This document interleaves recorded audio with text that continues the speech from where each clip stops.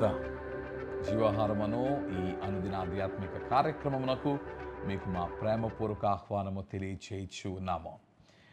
గలతీయులకు పౌలు రాయిచు 5వ అధ్యాయము 13వ వచనములో ఈ మాట వ్రాసి ఉన్నారు. సహోదరులారా, మీరు స్వతంత్రులుగా ఉండుటకు పిలువబడితిరి. Freedom is expensive.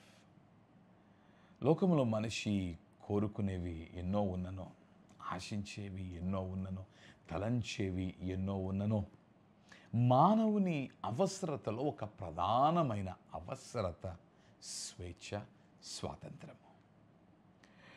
ఆహారము సైతము మానవునికి అవసరముగా ఉన్ననో, అన్న వస్త్రాదులు మానవునికి అవసరతలుగా ఉన్ననో, ఒకవేళ స్వేచ్ఛ స్వాతంత్రముతో ఆ అన్న వస్త్రాదులను అతడు కలిగి ఉన్నను కూడా తృప్తి లేని వానిగా మానవుడు మిగిలిపోతాడు. ఈరోజు లోకములో అన్నీ కలిగి ఉన్న వారమైన మనము నిజ స్వేచ్ఛను, స్వాతంత్రమును అనుభవించలేని వారముగా మనం ఉన్నాము. ఆహారము కొదువుగా లేదు, సమృద్ధిగా ఉంది.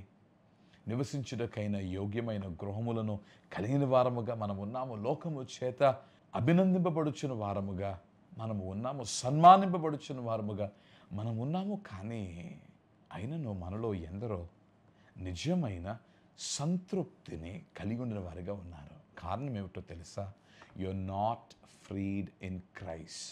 క్రీస్తులో మీరు స్వాతంత్రతను మీరు పొందని వారిగా ఉన్నారు. You may think that you're free in the world. లోకములో నేను స్వేచ్ఛతో ఉన్నానని, స్వతంత్రునితో ఉన్నానని. కానీ నీవు గమనించవలసిన సత్యం ఏమిటి అంటే, నిజమైన స్వతంత్రత దేవునిలో ఉంది, క్రీస్తు వలన కలుగుచ్చు ఉంది. కారణం ఏమిటి అనగా, మానవుడు లోకాన్ని జయించినను తనను తాను జయించలేడు. మానవుడు లోక దృష్టిలో యోగ్యునిగా ఉన్నను తన దృష్టిలో యోగ్యతను కలిగిన వానిగా లేడు. తన మనస్సును చూచినప్పుడు, తన దేహమును చూచినప్పుడు ఈ మనస్సు, ఈ దేహము బందీలుగా ఉన్నవని మానవుడు తెలుసుకుంటూ ఉన్నాడు. కొందరికి ఎరిగిన శక్తికి బందీగా వారు ఉన్నారని, కొందరు ఎరిగిన బలములకు బందీలుగా ఉన్నారని వారు ఎరిగిన వారిగా ఉన్నారు. అందుకనే పౌలు తన అనుభవంలో మనము పోరాడొచ్చున్నది శరీర రక్తములతో కాదు.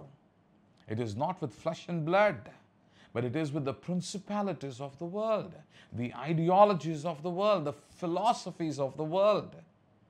And often the place where the struggle is human heart. ఈ పోరాటములని కూడా మానవుడు తన హృదయమందు కలిగిన వానిగా ఉన్నాడు. తనతో తాను చేయుచున్న పోరాటములు తన హృదయమందు కలిగిన వానిగా ఉన్నాడు.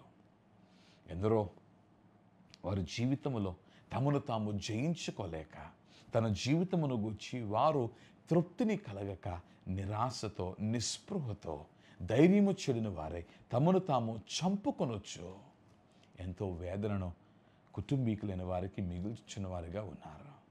దేవుని బిడ్డలారా, నిన్ను నీవు చూచుకున్నప్పుడు, నీ హృదయములో నిన్ను నీవు చూచుకున్నప్పుడు నీ స్థానం ఏమిటి?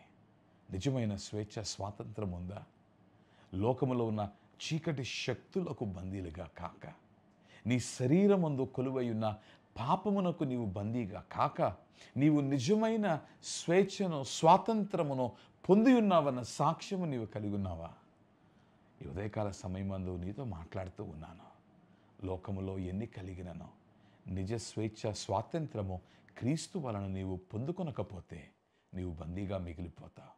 క్రీస్తు దగ్గరికి రా, పాపాన్ని జయించు, పాపబంధకాల నుండి విడుదల పొందు, నిజమైన స్వేచ్ఛను, స్వాతంత్రమును అనుభవించు.